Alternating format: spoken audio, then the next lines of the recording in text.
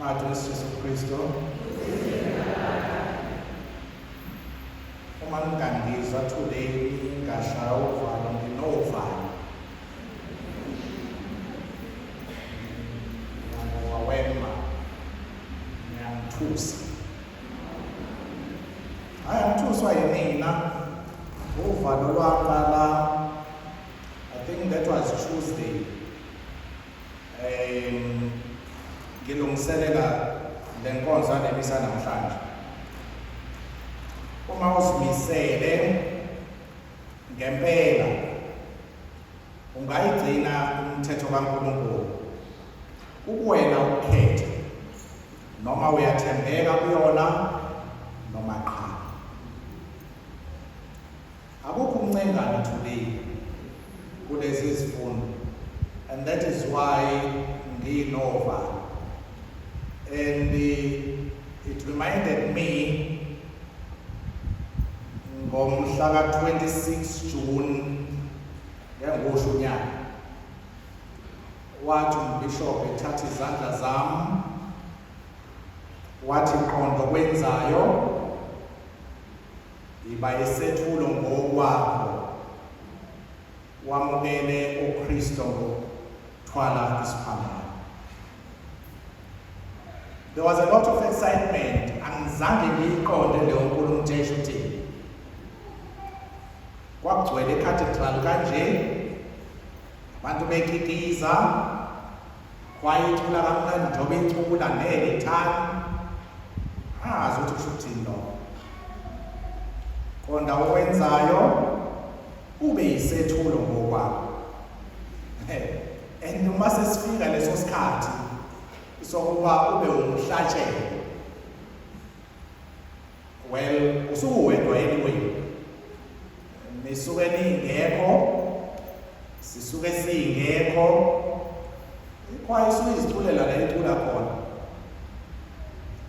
Mhlazana unikezwa noma uthwele isiphambano emahlombe akho, ke kuthiwe ungasiphule noma ungasiqhamuli ngoba kungenzeka sisize ahead. Awuyazi indlela ubude bayo, awazi ukuthi usazoqhamula endaweni ezinjani, mhlawumbe singaba yi-bridge lakho. Problem is uhamba ungafiki kulelo bridge, and awazi noma likhona noma alikho. And uzothi mhlazane wasinciphisa zini imvula uhlangane nomfula ungaweleki. That's why ngijuluka nginje. Angijulukiswa ukushisa uvalo. Uma sinikezwa amasakramenti, umbhabhatiso noma uma sivuselele izithembiso zombhabhatiso wethu noma sizokwenza ngePhasika, sala isono sithatha uKristo. I'm not sure noma siyaqonda ukuthi uthini lo. Uma sithi sifuna ukuba obaba beba Josefa, indoda eqotho, umvikeli, umondli, angisho igama kaJesu, umuntu owa-understanda, wathathelwa unkosikazi, waphinde waba umvikeli kalowo nkosikazi. Azi noma sekuyi-ex yini, not sure. uMaria sethola ilizwi lakho whether wayeyi-ex kaJoseph or not, I'm not sure now. But ekufikeni kwezwi likaNkulunkulu wazibeka phansi, wavuma cishe njengoMaria akwenzeke intando yakhe.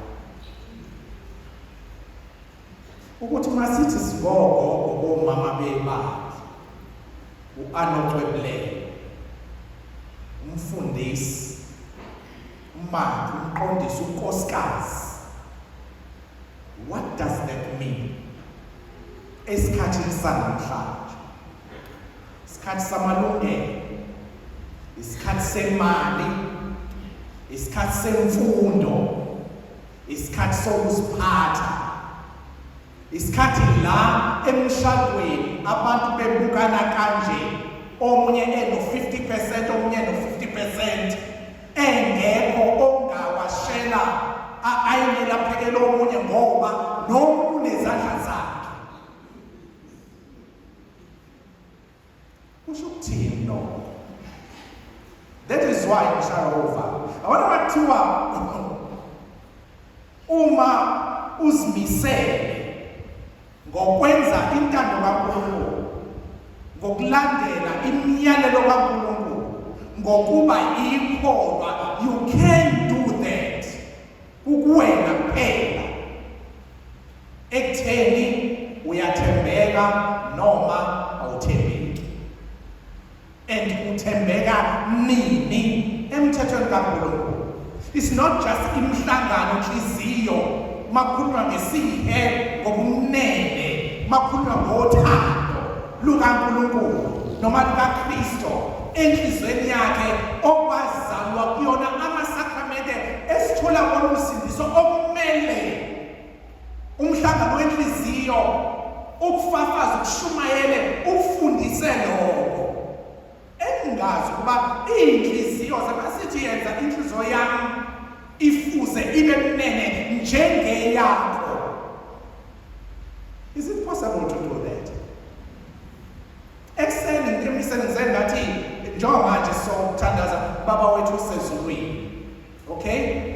Usithethelele izono zethu njengoba nathi. What does that mean?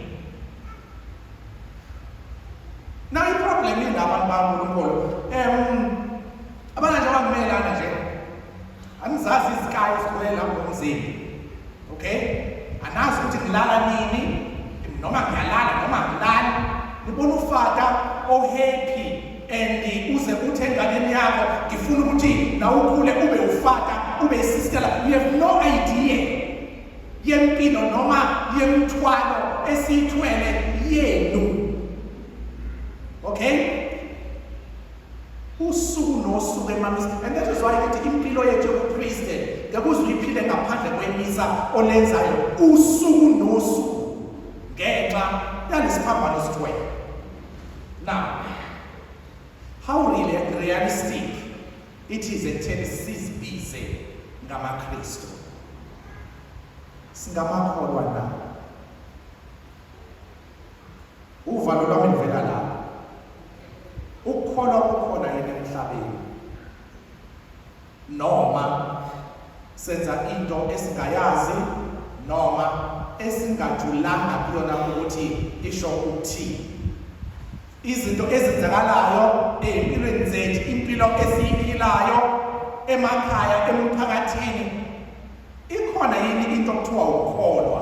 Okay, or else uma sithi sithatha leli lizwi, sithatha lokukholwa, siyaqonda yini? Qonda okwenzayo, iba isethulo ngokwakho. Uyaqonda na ukuthi ipressure osifaka kuyona, umzima osifaka kona, ubuhlungu osifaka kona ungakanani. And lapho akekho umuntu ozokuphakamisa ngesandla uzokuwena. Ubiza igama likaKristo, athi uKristo izandla zami zivulekile, yilo naloyo ofuna ukumlandela makazidele athwale isiphambano sakhe imihla ngemihla.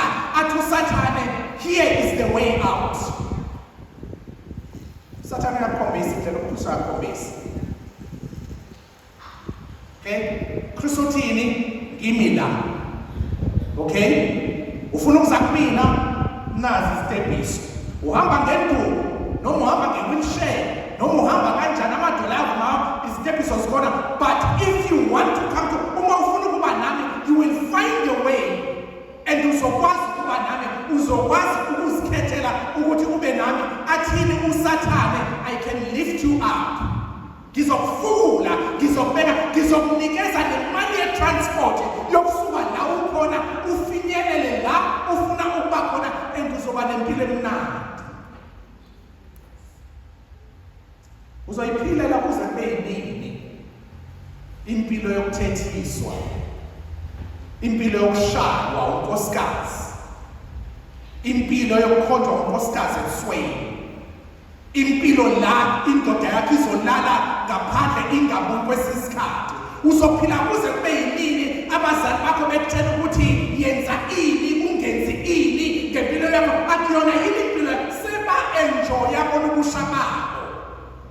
Usathane boy, uKristu athini? Zibophe uzigcine, awulazi ikusasa likuphatheleni, ikusasa kodwa lifike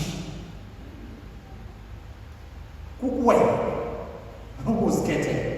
Usho njalo uBensela uthi naku kubekwe phambi kwakho, kubekwe umlilo, kubekwe amanzi, kubekwe imali, kumele kubekwe ukuzithoba nokuzithiba, kubekwe ukukholwa, kubekwe enjoyment, kubekwe ukusebenza ekhaya, kubekwe ama-outing, kubekwe uphuthu nekabishi, kubekwe kuthiwa yini i-ostiers no bani ngale. Ade ngikhipheni madoda asengihlulwa nama-restaurant zawaphulunothi na yazi ihlazo lelo umuntu ongaka azi ukuthi khona uspare nobani noma genbini. Okay, kubekwe nezinto zabekwa zisondelene kukuwena ukhetha khona impilo emnandi, impilo yothando lwanamhlanje, kukhona impilo yokuzithiba. Alright, ulalele uNkulunkulu, kukhona impilo yobungane, kukhona impilo yokuziphatha, kukhona impilo yobunkosikazi bale emakhaya, kukhona impilo yobuntombi, kukhona impilo yobubaba umnomzane, kukhona impilo yobunsizwa ikhupho kwakho. Kokubili athini uJesu evangelini? Uma kulunga kwenu kungadluli okwabaFarisi nababhali anofanele umbuso wethu. AbaFarisi, ababhali, bhala imithetho na yonke leyo, amaminiso onobhala wa-ana, inhliziyo intsha nani. Okay, bayazi imizuzu. AbaFarisi isazi imithetho, bayazi ukuthi kumele kwenzekaleni nini kanjani. Kwathiwa uma ungene eLathini buka phansi, kwathiwa uma ungene esontweni gobhoza ushaye isiphambano, kwathiwa kumele wamukele ngolimi, kwathiwa kumele umuntu imithetho njengoba injalo. Bathi abayazi abayiqondi, and ukungayiqondi kwabo uma sebeyi-aplaya le mithetho bayi-aplaya ngokusutha imiqondo nenhliziyo zabo. Kade kwashiwo ukuthi nokuthi kwakuyisikhathi sakudala leso, lapho nje ethi manje lapho kuphilwa khona kanje bathi ngithi sikwenye i-function kubekwe inyama emnandi, lapho inyama emnandi then ngibona engadliwa kuqala abantu besifazane. Ayazi ya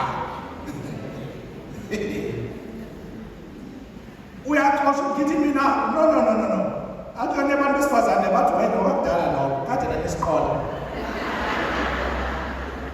ubani wathi asidli inkotha, thina mangidla inkotha ngizoba nayo, uma ngidla inhloko ngizoba nayo, inyama yamadoda la kubeke njani bona.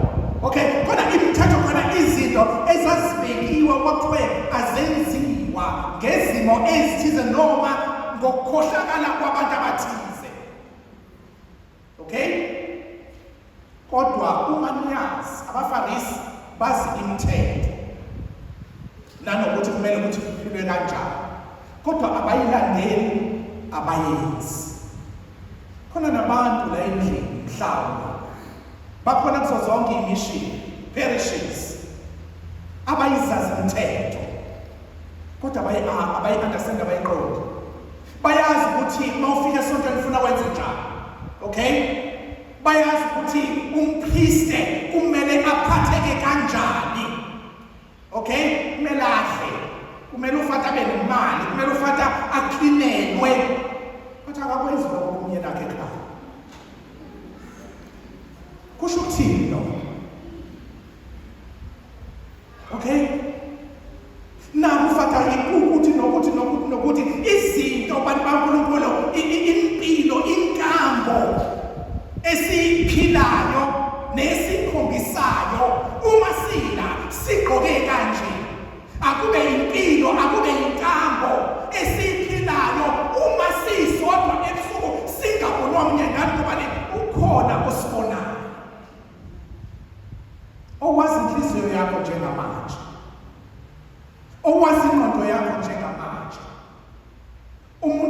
ongakhohliseki, umuntu ongalutheki, umuntu ongaprayiveki, ongeke uze umthengele umkhohlise ngechocolate uthi uyamthanda ubungamthandi. And that is God. Akumele uthembele kumina, akumele uthembele kuKristu wakho, thembeka kuNkulunkulu okudalile. Uma uthembele kuNkulunkulu uzothembeka automatically kumina ngani ngobani ngila izinyathelweni zakhe noma ezicatshulweni zakhe. So you don't have to pretend. You don't have to live impilo embaxambili. Amele sifanise. Kwathi ungabulali, kwathi ungaphili, kwathi ungeni, kwangathiwa ungafakazi ngamanga.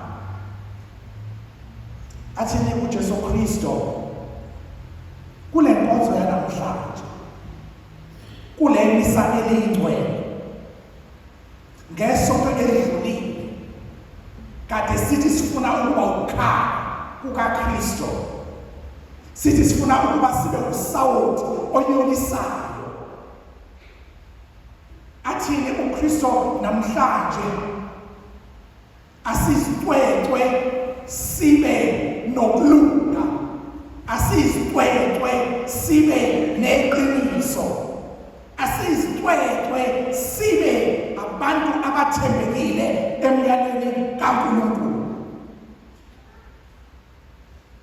Kwathiwa ungeni, ungabulali, kodwa ngithi mina obukayo alangazelele, aplane enhlizweni yakhe, noma ngabe kuthiwa ukakafiki lapho usukwenzile vele. Qondisa indlela yakho. And that is why nithi bantu baNkulunkulu namhlanje kukhona uvalo, kukhona ukuthuthumela kumina, ngoba angiqondi, angazi ukuthi ukhona bethu la busho ukuthini. Uma sigcwele le nkonzo eyingcwele sizolalela izwi likaNkulunkulu, and mhlawumbe ukuba siyayilandela imithetho kaKristo, ukuba siyayizwisisa, ukuba siyayiphila, ingabe asisaphili. Understand lapho? Uba siyayiphila, ingabe asisaphili. Ingabe kugcwele imbukuthi la. Uba silandela leli lizwe, ingabe kugcwele intonga labantu abangenanga. Ingabe nje sangamashumi sonke enyawo kade saziqhamuka. Angazi ngoba phela ke ilihlo lithatha okusengqondweni, kuyi-interprete ekutheni lo muntu emqondweni wakhe ukuthi nokuthi yonke ingaba sisaphila ngendlela esicabanga ngayo, ngendlela esishesha ngayo, ngendlela esiphila ngayo. Lilodwa lami namhlanje, into esathi siyayifisa, siyayithanda, ingaphezu kwamandla ethu, asikwazi ukuphila. That's just an honest truth.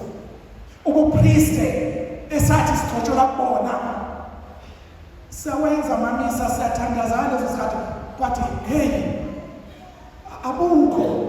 Okay, aphileke, akuphileke. Ukholwa enathi ngiyafisa, niyakuthanda, abuphileki, abukho. Now what is the way out? I think ilathi kaKristu. Okay? Thatha umuntu bakho, thatha inhliziyo yakho, thatha i-education yakho, thatha igama lakho elaziwayo, thatha ukuhlakanipha kwakho, thatha everything onayo, uzoyibeka la. Kristo wangipha konke lokho, akukona okwami, ngisacela ungidrive. Okay? ngoba indlela ngiyazi. Ngisacela ungidrive ube na i-GPS. Ngani ngoba angazi la ngiyakhona. Ngisacela ungiqondise ngani ngoba lempilo lomhlangano lomshado engikubona leli khaya engikulona angiqondi khona i-confusion, kukhona ukudingeka, kukhona ukungezwa, khona izinto ezingahambi kahle, even ne-position ebengikade ngiyikhulelela ngisengifaka namamisa emsebenzini. Angiyazi isingithathe ngaba womunye umuntu, isishintshe ilanguage yami, isishintshe i-thinking yami, isishintshe i-relationship yami nabantu ekade babangani bami, even nale motshwana engihamba ngayo ingithathe yangibeka kwelinye i-level. Okay, khona labantu bengihayikha nabo angisababoni, and in fact kukhona into enhlizweni yami ethini banokungibangela isicefe. I-lift today nakusasa nanini. No man, angithi kuyasetshenziswa umuntu azibhekelele abone ukuthi uyathi no. Indaba yokuthi ngizodla iy'ngane zakudla iy'ngane zeminimizi, indaba yokuthi ngizozibopheza.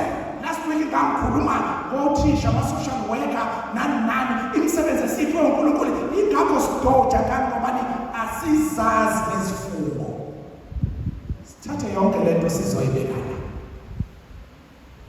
Okay, uNkulunkulu ongiphile ngokwazi kwakhe, uNkulunkulu ongibekela ngokwazi kwakhe, uNkulunkulu onginikeze leli khaya ngokwazi kwakhe, uNkulunkulu onginikeze le voice ngokwazi kwakhe, uNkulunkulu ongiholele kule ministry ngokwazi kwakhe, akangidirecte. Angikwazi ukuziphathela. Ngiyazi ukuthi kumaqalwa imisa uqala ngegama likayise ngenze yonke lento, but i-meaning, the core yalento engiyicelebrate-ayo mhlambe ayikho emqondweni yami and isilahlekile. Ubani ozoyisevisa? Ilathi kaKristu. Emshadweni makube njalo, bobaba bosisi bobhuti, asingadate for the sake of dating. Makusiholele elathi ngakhona impilo yami ezomuntu wesilisa, impilo yakho ezomuntu wesifazana incikela, isuka la iphelela la. That is why noma bethu ushonile ungeniswa uzobekwa la mawuphaphathisi ila yakhelwe khona. Obaba sithatheni impilo zethu zokumnomzana, singabi obaba nje. Okay, sibe wamnomzana, sibe uJosefa, sazi ukuthi this guy wayekade ewubani. Ikhona kusovela oMaria. Okay, abanye ikhona kusovela oJesu, abanye ikhona kusovela abantu abazosiholela embusweni kaNkulunkulu. Keep this in mind, St. Peter. Bensira uma uzimisele. Abona nje njengoba kuzi Valentine's Day nizobe nikhiphana. Khiphana ngaleli lizwi. Umntwana kaNkulunkulu kwi-date. Ngiphethe isakramenti likaKristo kwi-date leyo. La ngithathwe ngasiwa khona noma la ngithathe ngasakhona. Bengincokola ngalendlela ngithini cishe on Tuesday akuzuphekwe emakhaya. In fact bekufuna kuphambane ama-message endleleni. Athi uma baba ngicela ungakuphekeli namhlanje sithandwa sami ngikhambe ngikise ka-KFC. Athi baba uyazi nami bengithi sizadlula la eMcDonald's kuhlangane phakathi. That is love. Okay, umthetho uNkulunkulu asinikeze wona athini sugcina. Bantwana bami sizofika namhlanje na siphathe usuku lomndeni, usuku lokuthandana, isuku lokuba munye. So asibeni munye